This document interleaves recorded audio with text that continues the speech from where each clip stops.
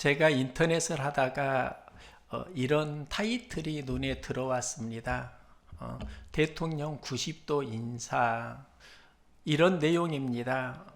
손창근 씨가 국가의 문화재를 기증했는데 대통령이 여기에 감사의 마음을 담아서 90도 인사를 하며 예우했다. 대통령은 그에게 금과 문화 훈장을 수여했습니다. 문화재 부분에서는 가장 큰 최고의 훈장이라고 합니다. 예전에 300점 이상의 문화재를 국가에 기증을 했고요. 이번에 화제가 된 건 그가 기증한 세안도 그 작품 때문입니다. 세안도는 조선 말기 서화가 추사 김정희의 작품입니다. 그가 제주도에 유배되었을 때 그린 그림인데요. 그는 유배 중에 극도의 외로움을 경험합니다.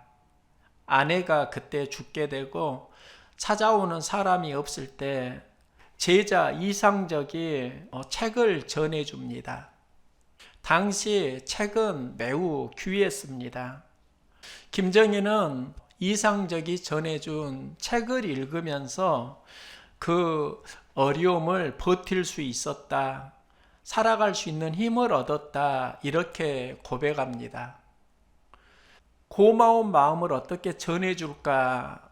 이 마음에서 그린 그림이 세안도입니다. 세안도 의미는 겨울이 되어서야 소나무와 잣나무가 시들지 않음을 안다, 이런 의미를 가지고 있습니다. 이 세안도를 무가지보라고 하는데요. 이 말은 돈으로 가치를 매길 수 없을 만큼 귀한 작품이다.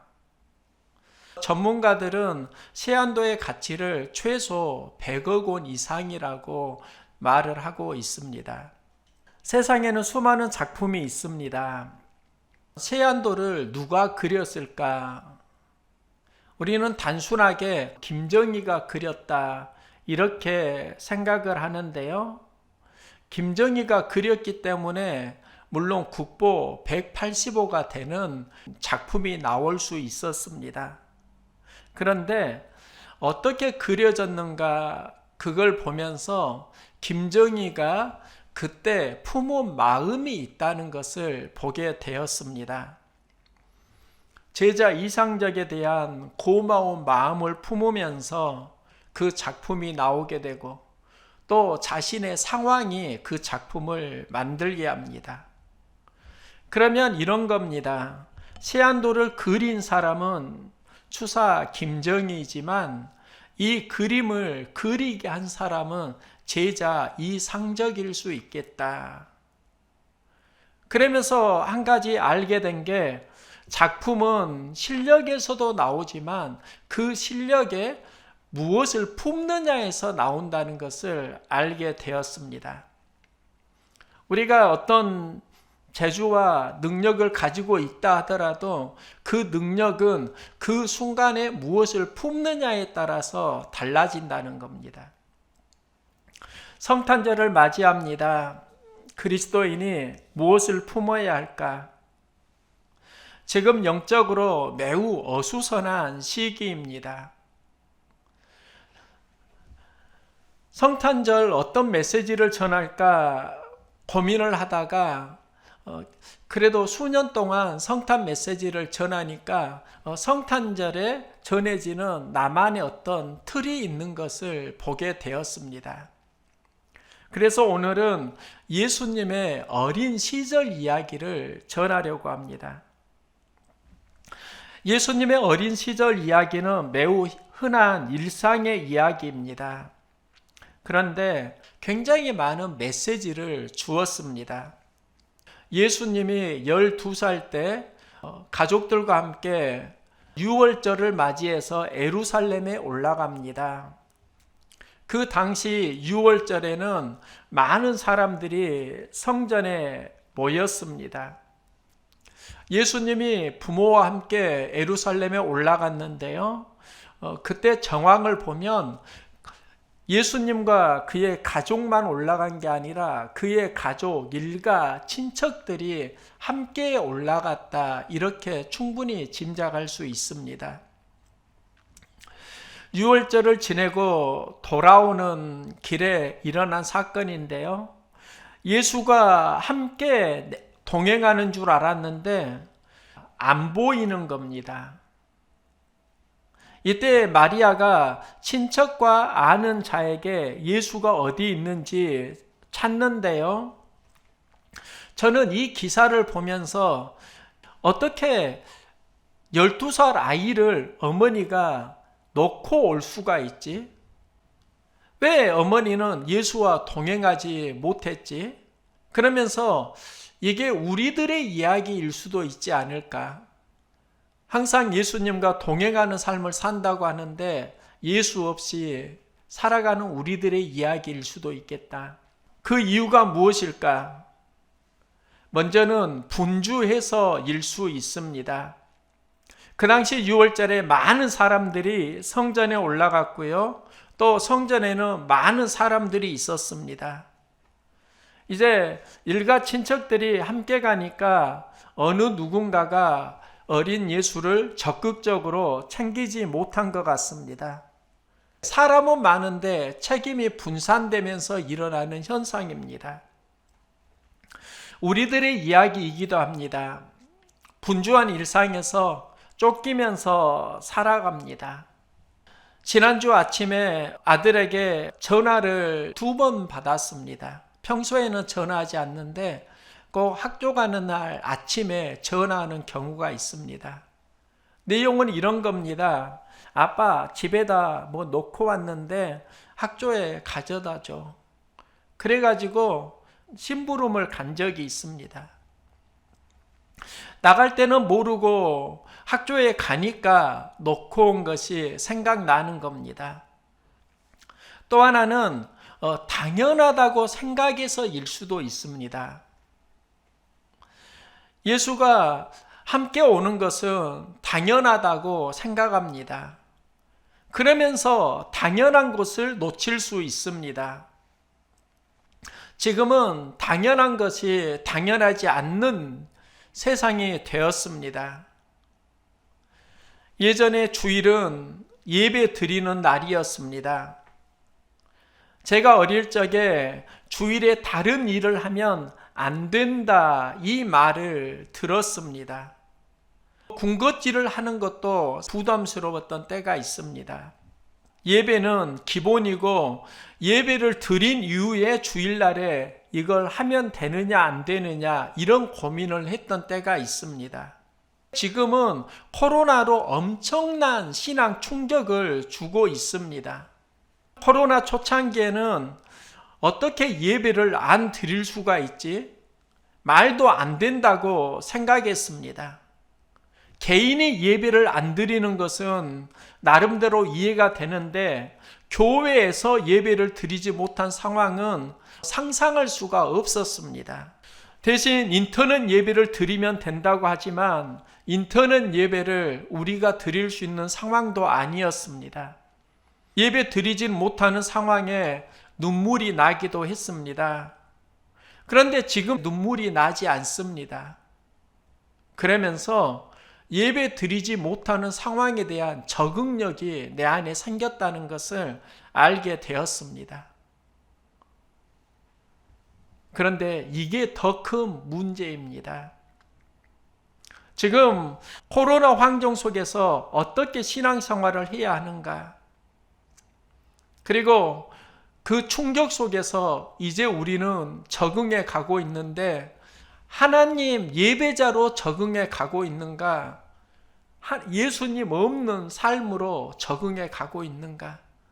이건 심각한 문제입니다. 지금은 어떻게 예배를 드릴 수 있는가? 더 치열하게 영적 싸움을 해야 합니다. 예수님의 어린 시절에 특징이 있는데요. 예수께서 이르시되 어찌하여 나를 찾으셨나이까? 내가 내 아버지 집에 있어야 될 줄을 알지 못하셨나이까? 예수님이 12살 때 부모에게 했던 고백입니다. 내가 내 아버지 집에 있어야 할 줄을 알지 못하셨나이까? 이 말은 예수가 12살 때 성전 중심의 삶을 살아갔다는 것을 보여줍니다. 예수님의 삶의 중심에는 성전이 있었습니다. 우리가 어린 시절에 무엇이 있느냐가 참 중요합니다. 우리 교회 반주자가 있습니다. 드럼이 함께하면 좋겠다는 마음에 아들에게 드럼을 가르쳤습니다. 초등학교 4학년 때부터 드럼을 배운 것 같습니다. 3개월 정도 하니까 원장님이 했던 말이 생각납니다. 준수는 배우는 속도가 진짜 빠른데요. 어른들은 이렇게 빨리 늘지 않아요. 어릴 때 배우는 속도가 굉장히 빠르다는 말을 했는데요. 생각을 해보니까 어릴 때 무엇을 배우느냐가 중요한 이유일 수 있겠다. 어릴 때는 적응과 습득력이 빠릅니다. 제가 어른이 되고 뭔가 하려고 하면 참 어렵다는 것을 경험합니다. 타자를 많이 칩니다. 독수리 타법입니다. 고치려고 한때 노력을 했는데 너무 힘드니까 그냥 치던 대로 치자. 그래서 포기한 적이 있습니다. 글씨도 악필입니다. 고치려고 하는데 안 되니까 그냥 이대로 살자. 아이 때 안 된 것을 가지고 어른이 돼서 하려고 하면 참 어렵다는 겁니다. 예수님의 어린 시절은 예수님이 어떻게 성장하는가를 보여줍니다. 내가 내 아버지 집에 있어야 될 줄을 알지 못하셨나이까? 예수님의 어린 시절에 성전이 있습니다. 예배당이 있었다는 겁니다. 예수님이 예배당에서 했던 일이 있습니다. 그가 선생들 중에 앉으사 그들에게 듣기도 하시며 묻기도 하시니 듣는 자가 다 그 지혜와 대답을 놀랍게 여기더라. 예수님이 성전에서 말씀을 듣고 자랐습니다. 또 들은 말씀을 가지고 질문합니다. 예수님의 어린 시절에 굉장히 중요한 특징입니다. 우리도 성전의 아이로 자녀를 양육하고 있습니다. 그리고 우리도 성전의 아이로 살아갑니다. 더 나아가서 이제 말씀의 아이로 자라갈 수 있기를 소망합니다. 성전에 몸이 와 있는데 마음은 말씀으로 가 있는 삶, 이게 예수님의 삶이었고, 또 예수님의 삶의 특징에는 말씀을 들었습니다. 들은 말씀을 가지고 질문합니다. 여기에서 예수님의 어린 시절은 준비되어집니다. 지금 주일학교가 많이 어렵다고 합니다. 그리고 어려운 이유를 숫자에서 찾기도 합니다. 그런데 수가 줄었다, 이것도 위기일 수 있지만 주일학교 그들의 삶 가운데 말씀이 중심되지 못하는 것은 더 많은 어려움일 수 있습니다.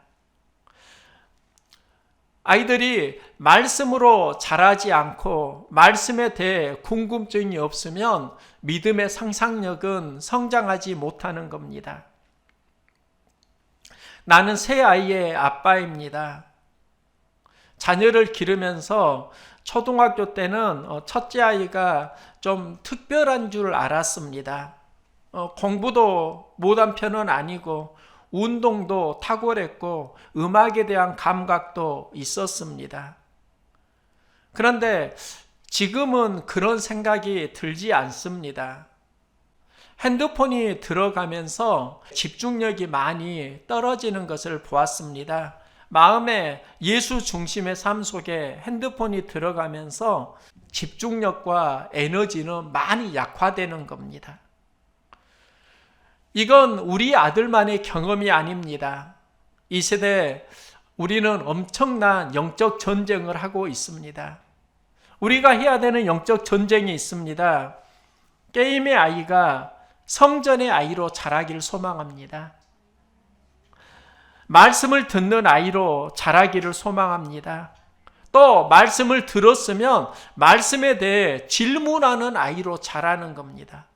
예수님은 말씀의 아이로 자랐습니다. 성전에서 자랐습니다. 말씀을 듣고 말씀을 질문하면서 자랐습니다. 우리도 어떻게 하면 예수님처럼 자랄 수 있는가? 예전에는 우리가 말씀의 단순성 안에 살 수 있었는데 지금은 복잡해졌습니다. 유혹도 많아졌습니다. 여기에서 말씀의 아이로 자라는 건 쉽지 않습니다. 영적 전쟁은 더욱더 치열해지고 있습니다. 그런데 한 가지 희망을 보게 되는 경험을 했습니다. 우리 집에 하나님 말씀이 있는데요. 딸이 집에 붙여놓은 겁니다. 자녀들아, 모든 일에 부모에게 순종하라. 이는 주 안에서 기쁘게 하는 것이니라. 이 말씀을 거실에 붙여놓았고요. 그러면서 뒤에다 이렇게 써놓았습니다. 준수, 준이, 준서 꼭 지키세요. 자녀들에게 부모에게 순종하라는 메시지를 우리가 지키자고 말씀을 써놓은 겁니다. 그리고 내가 생활하는 공간에는 남편들아 아내를 사랑하며 괴롭게 하지 말라. 아빠 지키세요. 그리고 엄마의 공간에는 아내들아 남편에게 복종하라. 이는 주 안에서 마땅하도다. 엄마 지키세요. 초등학교 때 딸이 써놓은 말씀입니다. 이 말씀을 써놓은 이유가 있습니다. 말씀대로 살지 않는 가정을 본 것이지요. 준이 안에 상황을 말씀으로 풀어가려고 하는 것은 특별했습니다. 그런데 생각을 해보니까 어떻게 상황 속에서 말씀을 적용하는 능력이 생겼을까? 이유가 있습니다. 어릴 적에 하가다 캠프를 다녀왔습니다. 여기서 말씀을 읊조리는 훈련을 하고 또 말씀을 계속 암송하면서 그 암송이 집에서까지도 제법 연결이 되었습니다. 어릴 때 말씀이 들어가니까 삶의 태도가 건강해지고 삶의 사건 속에서 말씀을 적용하는 시도들이 그 안에 일어난 것입니다. 예전에 학교에서 모범생 투표를 했는데요. 딸이 절반 이상 몰표를 받은 일이 있었습니다. 특별했습니다. 그런데 지금은 그런 마음이 듭니다. 딸이 하가다에서 말씀을 읊조린 그 영향력이 그의 삶에 에너지를 가져왔고 그 에너지가 특별한 삶을 살고자 하는 길을 열어주진 않았을까? 어릴 적의 마음에 무엇을 품느냐가 매우 중요하다는 겁니다. 세상에는 수많은 상이 있습니다. 가장 권위 있는 상으로 노벨상을 말하는데요.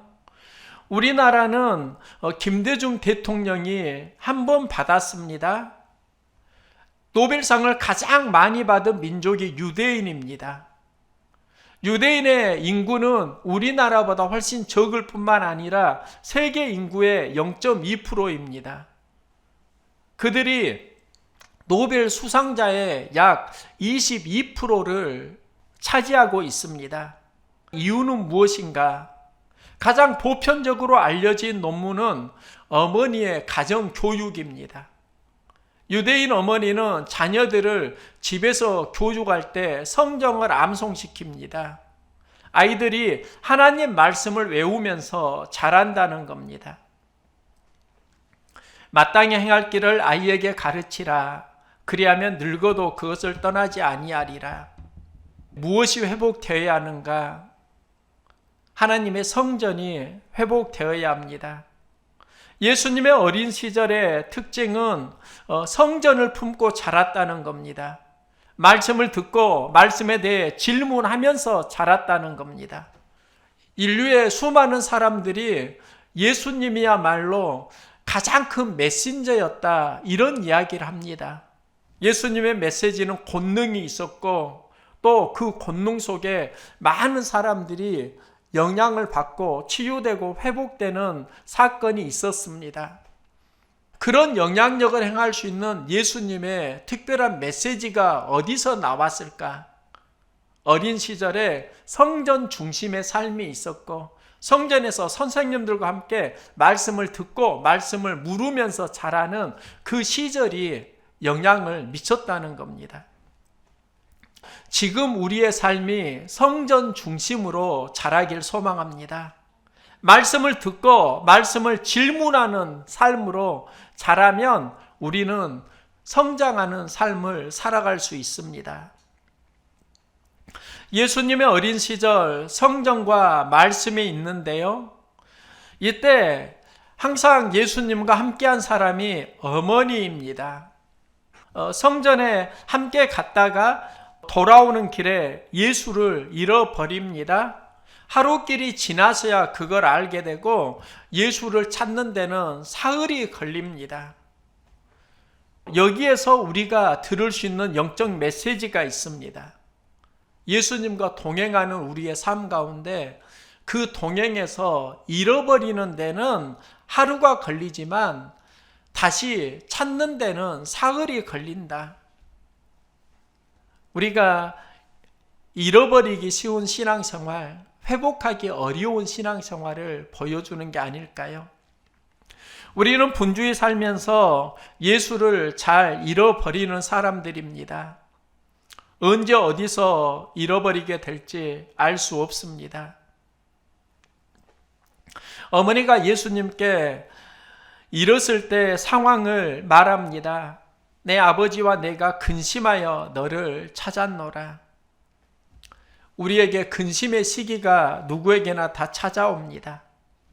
코로나 환경은 지금 인류의 근심입니다. 그리스도인이 거리 두기로 예수를 잃어버리기 쉬운 환경입니다. 신앙은 모여야 하고 공동체를 통해서 자라는데 지금 공동체가 어려움을 겪고 있습니다. 작년 성탄은 주일학교가 준비해서 드렸습니다. 올해는 그런 환경이 아닙니다. 거리 두기로 약화가 되었습니다. 성탄을 맞이하면서 여러 가지 영적 갈등을 경험하기도 합니다.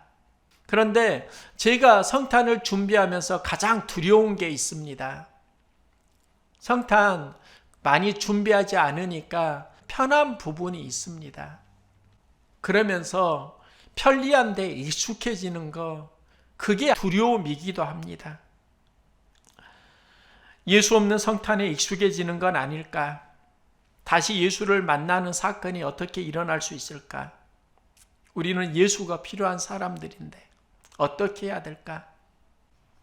영국의 인명의 예술가로 뱅크시가 있습니다. 그는 모습을 드러내지 않는 예술가로 참 유명합니다. 그가 간밤에 한 주택에 그림을 그렸습니다. 할머니가 지팡이를 짚고 가는 애취라는 작품인데요. 기침을 하면서 틀니가 빠지는 그림입니다. 이 벽화가 에밀리 마킨이라는 집의 벽에 그려졌는데 그때 매도할 상황이었습니다. 그 집은 30만 파운드, 약 4억 3천만 원에 팔 예정이었는데 뱅크시가 그 그림을 그리면서 그 집의 가치가 72억 원까지 오르게 됩니다. 무려 18배가 오른 겁니다. 집주인 에밀리 마키는 벽화가 손상되지 않도록 투명 보호막을 설치하고요. 많은 관광객들이 이 집을 찾아오고 있다고 합니다. 제가 이 기사를 보면서 다소 좀 충격적인 게 있습니다. 뱅크시의 그림 하나가 집의 가치를 완전히 바꾸어 놓는구나. 예전에 천사대교를 지나 안자도로 가는 길에 할머니 할아버지의 벽화를 본 적이 있습니다. 인상적이어서 사진도 찍었는데요. 이런 질문을 해봅니다. 이 그림 때문에 이 집의 가치가 정말 몇 배로 올랐을까? 아마 그러지는 않을 것 같긴 합니다. 그러면 왜 에밀리 마킨의 그 집은 4억 원 수준에서 72억 원으로 18배가 오를 수 있었을까? 이유는 뱅크시가 그렸기 때문입니다. 뱅크시는 유명한 화가이고 그가 그린 그림이니까 집의 가치가 올라갑니다. 만일 우리 교회에 피카소가 와가지고 벽화 하나를 딱 그려놓고 간다고 하면 그때부터 우리 교회의 가치는 엄청 달라질 것입니다. 내 안에 무엇이 들어오느냐에 따라 가치가 달라지는데요. 예수님의 가치는 어디에서 달라지는가? 예수님 안에 말씀이 들어오고 말씀을 질문하고 성전을 사랑하는 특별한 마음에서 예수님은 달라지는 겁니다. 우리도 예수님처럼 잘할 수 있기를 소망합니다. 이때 그의 어머니가 이 모든 말을 마음에 두니라 이렇게 고백하는데요. 내가 아버지 집에 거하여야 할 줄을 알지 못하셨나이까? 예수님의 마음을 마음에 둔 겁니다. 말씀을 듣기를 원하고 또 말씀을 질문하면서 자라는 예수님을 마음에 둔 것입니다. 마리아의 마음이 우리의 고백이 되어야 합니다. 예수님이 성전에서 머무르고 말씀을 듣고 말씀을 잘하면서 누가복음 2장은 이렇게 마무리됩니다. 예수는 지혜와 키가 자라가며 하나님과 사람에게 더욱 사랑스러워 가시더라. 우리가 성장하려고 하면 키가 자라야 합니다. 보이는 게 성장했다는 겁니다. 지혜가 자랍니다. 내면이 성숙해 간다는 겁니다. 하나님에게 사랑스러워 가십니다. 영성이 자라는 겁니다. 사람에게 사랑스러워 갑니다. 사회성, 공동체성이 자라는 겁니다. 이게 건강한 성장입니다. 우리가 예수님의 어린 시절을 보면 무엇을 품고 어떻게 자라야 하는가? 요약하면 몸은 성전 중심이고 마음은 말씀 중심입니다. 바울의 가치는 예수가 들어오면서 달라집니다. 초대교회는 성령이 충만해지면서 새로워집니다. 나는 어떻게 새로워질 것인가? 내 안에 말씀이신 예수가 들어오기를 소망합니다. 예수가 들어온다는 건 먼저는 성전의 예수, 어릴 때부터 성전 중심의 삶을 예수님이 살았다는 겁니다. 그러니까 예수님이 교회의 반석이 됩니다. 이 반석 위에 교회가 세워집니다. 예수님은 어릴 때 말씀을 듣고 말씀을 질문합니다. 말씀의 예수로 자랐다는 겁니다. 마리아는 이 모든 말을 마음에 품습니다. 우리도 예수님이 하신 어린 시절에 그 경험을 품고 성탄을 맞이할 수 있기를 소망합니다. 지혜가 자라고 키가 자라고 하나님과 사람에게 사랑스러워지는 삶, 이게 예수님의 어린 시절이었고 그 예수님을 만나는 성탄 될 수 있기를 소망합니다.